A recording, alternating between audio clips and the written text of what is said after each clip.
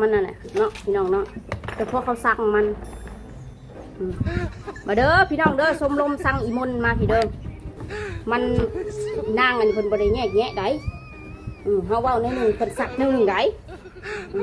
เป็นสัตว์เว้าเรื่องข่อยไปได้สัตว์แนวหนึ่งได้กระโตกระโตหัวหลอนมันอะไรพี่น้องไอ้ผมเองคนน่ะเบิ่งปากมันเองเฉพาะเขาซักยังวะเฉพาะคนสั่งมันปกติอันนี้นะเฉพาะคนขี้เกียจมันเนาะเขาสั่งแบบโบคืนนะเขาจังจ้ะสิมาอ้างว่า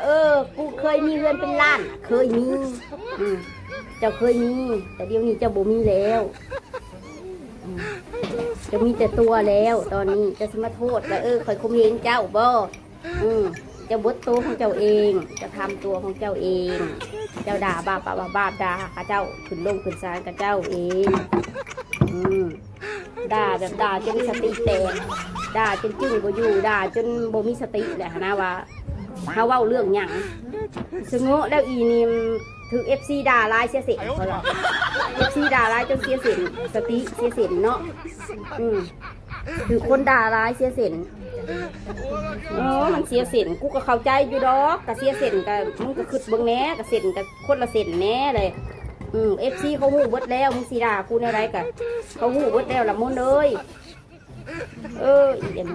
บ้ามึงสงบบ่เพราะว่ามาตาตีตาลานขุดอดีตกูขุดมาว่านั่นเนี่ยมีพี่บ้าอีสงบมึงจะเสียเสียลายคือกระเจ้าด่าเขาอัน